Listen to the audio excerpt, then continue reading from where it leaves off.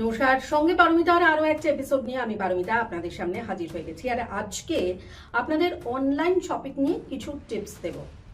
আমাদের মধ্যে এখন অনলাইন শপিং এর ঝোঁক প্রবণতা অনেকটাই বেড়ে গেছে, আর এই প্রচন্ড গরমে আরো বেশি করে।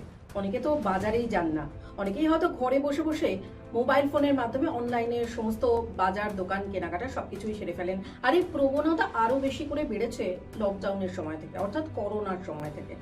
আর এই অনলাইন যে বিভিন্ন অ্যাপগুলো রয়েছে, সেই অ্যাপগুলোর মধ্যে কোন অ্যাপটা বিশ্বাসযোগ্য, কোন অ্যাপ থেকে আপনি কেনাকাটা করলে আপনি অত্যন্ত নিশ্চিন্ত হয়ে সমস্ত কেনাকাটা করতে পারবেন এবং পেমেন্ট করতে পারবেন, সেই বিষয় নিয়েই কিন্তু আজকে কথা বলবো। অর্থাৎ অনলাইন অ্যাপে আপনি কেনাকাটা করতে গেলে কি কি বিষয় আপনাকে সতর্কতা অবলম্বন করতে হবে, কি কি বিষয় আপনাকে আরো বেশি করে মাথায় রাখতে হবে, সেই সম্পর্কে কিন্তু আজকে আপনাদের অবহিত করবো। তার মানে আজকের ভিডিওটা কিন্তু যথেষ্ট ইম্পর্টেন্ট, তাই একটু স্কিপ না করে সঙ্গে পারমিতার সঙ্গে থাকুন।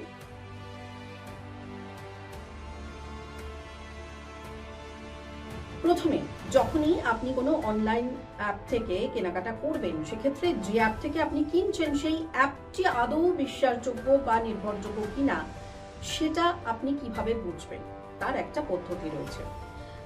যে অ্যাপ থেকে আপনি কেনাকাটা করছেন সেই অ্যাপটি আদৌ বিশ্বাসযোগ্য, নির্ভরযোগ্য বা সেখান থেকে কেনাকাটা করাটা ঝুঁকিপূর্ণ নয় কিনা সেটা আপনি বুঝবেন কি করে। ওয়েব পেজে অ্যাড্রেস বারের কোনায় একটা ছোট্ট তালা চিহ্ন আছে কিনা সেটা কিন্তু অতি অবশ্যই আপনাকে খেয়াল করতে হবে। ওই তালা চিহ্নটিকে কি বলা হয়? SSL বা সিকিউর সকেট লেয়ার। এই তালা চিহ্ন যদি থাকে তাহলে জানবেন আপনি অনেকটাই নিশ্চিন্ত ওই ওয়েব পেজ সম্পর্কে। এছাড়াও আপনাকে দেখতে হবে যে ইউআরএল যে অ্যাড্রেস, সেই ইউআরএল অ্যাড্রেসটি শুরু হচ্ছে HTTPS/ দিয়ে কিনা। তাহলেও কিন্তু যে ওয়েবসাইট থেকে আপনি কেনাকাটা করছেন সেই ওয়েবসাইটের অথেন্টিসিটি সম্পর্কে আপনি অনেকটাই নিশ্চিন্ত হতে পারবেন। আরো একটা বিষয় আপনাকে রাখতে হবে মাথায়, সেটা কি, আপনি যখন যে ওয়েবসাইট থেকে কেনাকাটা করছেন সেক্ষেত্রে আপনার নিজস্ব যদি ওই ওয়েবসাইটে ঢুকে আপনি একটা আইডি ক্রিয়েট করে নেন, অর্থাৎ আপনার নিজের একটা প্রোফাইল ক্রিয়েট করলেন, সেই প্রোফাইল রইল, তার সাথে একটা পাসওয়ার্ড সেট করলেন, সেক্ষেত্রে আপনার একটা আইডি ক্রিয়েট হয়ে গেল। সেই আইডি থেকে ঢুকে যদি আপনি কেনাকাটা করেন তাহলে কেনাকাটা অনেক বেশি সুরক্ষিত বা নিরাপদ বলেই ধরে নেওয়া হয়। কিন্তু আপনি গেস্ট ইউজার হিসেবেও আপনি ওই ওয়েবসাইটে ঢুকতে পারেন, সেখানে ঢুকে কেনাকাটা করতে পারেন। কিন্তু গেস্ট ইউজার হিসেবে ঢুকে কেনাকাটা করার থেকে আপনি যদি নিজে পার্সোনাল আইডি ক্রিয়েট করে নিজে পাসওয়ার্ড দিয়ে সেখান থেকে গিয়ে কেনাকাটা করেন, সেক্ষেত্রে আরও একটা সুবিধা আপনার হচ্ছে। সেটা কি না, আপনি যদি আপনার যেখানে পণ্যটি ডেলিভার করতে হবে সেই অ্যাড্রেস আপনি কিন্তু সেখানে রেকর্ড করে রাখতে পারেন। কিভাবে? সেখানে অনেক অপশন দেওয়া থাকে, আপনার হোম, অফিস, আদার্স, আপনি যে কোনো জায়গার অ্যাড্রেস সেখানে কিন্তু রেকর্ড হিসেবে রাখতে পারেন। কিন্তু আরেকটা জিনিস মাথায় রাখতে হবে, এই লেনদেন সংক্রান্ত যে পণ্যই আপনি কিনুন না কেন তার আর্থিক লেনদেন সংক্রান্ত রেকর্ড কিন্তু করাটা খুব একটা সেফ নয়। এই গেল 2 নম্বর পয়েন্ট।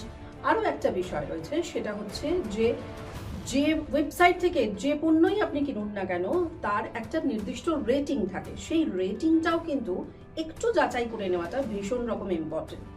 অর্থাৎ 5 star rating on an average থাকে, সেই 5 স্টারের মধ্যে ধরুন আপনি ওই ওয়েবসাইট যেখান থেকে আপনি পণ্যটি কিনছেন সেই পণ্যের কত রেটিং রয়েছে দেখতে হবে আপনাকে।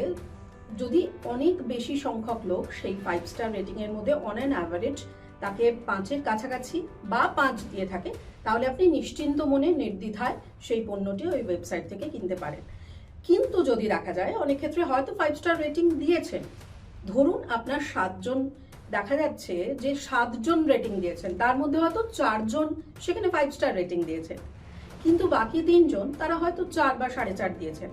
তার মানে ওভারঅল ওই পেজে আপনার রেটিং যারা করেছেন সেখানে সংখ্যাটাই অনেক কম। সেক্ষেত্রে ওই পণ্যটি কিন্তু ভালোও হতে পারে, খারাপও হতে পারে। সেক্ষেত্রে কিন্তু বিবেচনা একেবারেই আপনার উপরে নির্ভর করবে যে আপনি ওই পণ্যটি কিনবেন কিনা।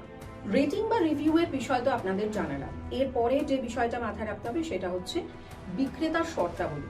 বিক্রেতা যখনই আপনি কোনো একটা পণ্য কিনছেন সেই পণ্যর সম্পর্কে বিক্রেতার যে শর্তাবলী, সেই শর্তাবলী কিন্তু আপনাকে মাথায় রাখতে হবে। অর্থাৎ ওই পণ্যটির ক্ষেত্রে কোনো ওয়ারেন্টি আছে কিনা।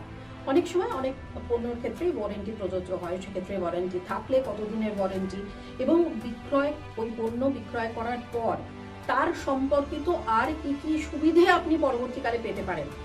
তাহলে আপনারা বুঝলেন যে ওয়েবসাইট থেকে আপনি যে কোনো পণ্য কিনছেন সেক্ষেত্রে বিক্রেতার রেটিং এবং তার সম্পর্কে কি কি লেখা হয়েছে। অনেক সময় অনেকে গিয়ে কমেন্ট সেকশনে অনেক কিছু কমেন্ট করে থাকেন, সেই কমেন্টগুলো কিন্তু দেখে নেওয়া, রেটিং এবং রিভিউ দুটোই দেখে নেওয়া অত্যন্ত প্রয়োজনীয়। এ তো গেল রেটিং আর রিভিউ এর কথা। এছাড়াও বিক্রেতার কি কি শর্তাবলী রয়েছে সেটাও কিন্তু আপনাকে খুব খুঁটিয়ে দেখে নিতে হবে। ধরুন একটা পণ্য আপনি কিনলেন, সেক্ষেত্রে সেই পণ্য আপনি কতদিনের ওয়ারেন্টি পাবেন, বা বিক্রয়ের পরে পরে আর কি কি শর্তাবলী তার উপরে প্রযোজ্য রয়েছে। ধরুন সেই জিনিসটি খারাপ হয়ে গেল, সেটা বদলের কি কি নিয়ম কানুন রয়েছে, সেই বিষয়গুলো কিন্তু আপনাকে খুব খুঁটিয়ে জেনে নিতে হবে। তার মানে আপনার সেলার রেটিং এবং রিভিউ এই দুটো বিষয় কিন্তু খুব ভালো করে যাচাই করে দেখে খুঁটিয়ে দেখে নিয়ে তারপরে কিন্তু আপনার সেই ওয়েবসাইট থেকে সেই পণ্যটি কেনা উচিত। রেটিং এবং রিভিউ এই দুটো কিন্তু ভীষণ রকম ইম্পর্টেন্ট ভূমিকা পালন করে। এরপরে ধরুন আপনি কোনো একটা জিনিস কিনছেন, সেক্ষেত্রে কিন্তু অনলাইন ট্রানজাকশনের ক্ষেত্রে আপনাদের বলবো যে সবসময় ক্রেডিট কার্ড ব্যবহার করাটা অনেক বেশি সেফ।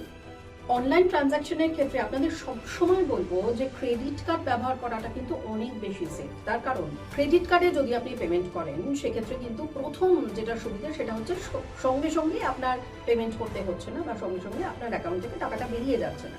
আর দ্বিতীয় যে সুবিধে সেটা হচ্ছে যে যদি কোথাও কোনো প্রতারণা বা ফ্রড হয়ে থাকে সেক্ষেত্রে ওই সংশ্লিষ্ট ক্রেডিট কার্ড কোম্পানি কিন্তু আর্থিক প্রতারণার আংশিক বা ক্ষেত্রবিশেষে পূর্ণ দায়ও বহন করে থাকে।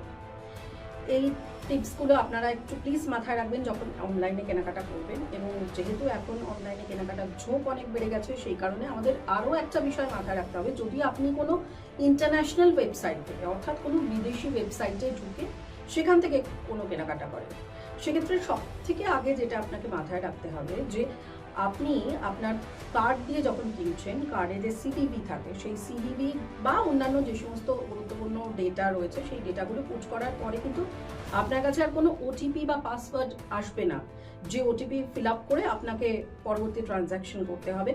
আপনাকে কিন্তু সঙ্গে সঙ্গেই অ্যাকাউন্ট থেকে টাকা ডিডাক্ট হয়ে যাবে, মাইনাস হয়ে যাবে। সেক্ষেত্রে যখনই কোনো বিদেশি ওয়েবসাইট থেকে কেনাকাটা করতে যাবেন, সবার আগে সেই ওয়েবসাইটটি সম্পর্কে যে যে তথ্যগুলো, যে যে বিষয়গুলো, পয়েন্টগুলো বললাম সেগুলো কিন্তু সবার আগে খতিয়ে দেখে নেবেন, না হলে কিন্তু বিপদের সম্মুখীন হতেই পারেন। কারণ সেক্ষেত্রে আপনার কাছে কিন্তু কোনো ওটিপি অপশন আসছে না, বা ওটিপি ফিল আপ করলে তারপরে যে আপনার টাকা কাটবে আপনার অ্যাকাউন্ট থেকে তা নয়, সঙ্গে সঙ্গে সরাসরি কিন্তু আপনার অ্যাকাউন্ট থেকে টাকা কেটে যাচ্ছে। অনলাইন পেমেন্টের ক্ষেত্রে অনেক সময় দেখা যায় যে আপনি যে কার্ডের মাধ্যমে পেমেন্ট করছেন, কার্ডের যে সিভিভি সেই সিভিভি সেভ করতে বলা হয়, কিন্তু সিভিভি সেভ না করাই ভালো, এই অপশনটি এড়িয়ে গেলেই ভালো হয়। অনলাইন ট্রানজাকশনের ক্ষেত্রে সিভিভি সেভ করা খুব একটা সেফ নয়। এই যে বিষয়গুলো বললাম, এই বিষয়গুলো যদি আপনি একটু মাথায় রাখেন তাহলেই কিন্তু আপনি যাবতীয় প্রতারণার হাত থেকে নিজেকে বাঁচাতে পারেন। আর যেহেতু আমাদের এখন অনলাইনে কেনাকাটার প্রবণতা অনেকটাই বেড়ে গেছে, সেই জন্য এই বিষয়গুলো যদি মাথায় রেখে আপনি কেনাকাটা করেন সেক্ষেত্রে কিন্তু আপনি নিজেই লাভবান হবেন। সঙ্গে পারমিতা আজকের মতো এখানেই শেষ করব। আবারও আগামীকাল নতুন কোনো তথ্য নিয়ে, যে তথ্য হয়তো আপনার ব্যবহারিক জীবনে, আপনার দৈনন্দিন জীবনে, আপনার চলার পথে অত্যন্ত গুরুত্বপূর্ণ কাজে লাগবে, সেরকম তথ্য নিয়েই হাজির হয়ে যাব। তাই একদম দেরি না করে চ্যানেলটা যদি এখনো পর্যন্ত সাবস্ক্রাইব না করে থাকেন, আমার ডেসক্রিপশনে আমি চ্যানেলের লিঙ্ক দিয়ে দিচ্ছি, সেখান থেকে ক্লিক করে চ্যানেলটা সাবস্ক্রাইব করুন, লাইক করুন এবং পাশে থাকুন। তাহলে প্রত্যেক দিনই এরকম নিত্য নতুন বিভিন্ন গুরুত্বপূর্ণ তথ্য আপনার কাছে সরাসরি পৌঁছে যাবে পারমিতার মাধ্যমে। প্রত্যেকে ভালো থাকবেন। আবার দেখা হচ্ছে আগামীকাল।